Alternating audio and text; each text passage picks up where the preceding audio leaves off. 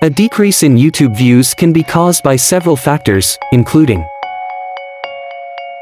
1. Algorithm changes.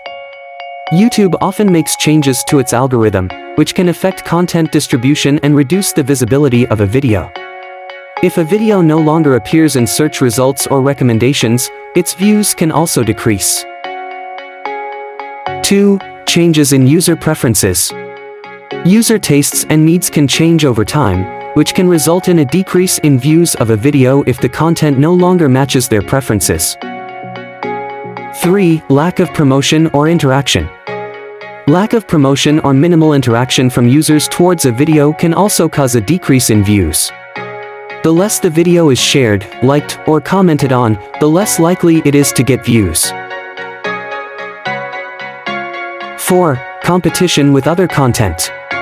Competition with other more popular or interesting content can also cause a decrease in views of a video. Users tend to choose content that is more interesting and relevant to them. 5. Technical issues.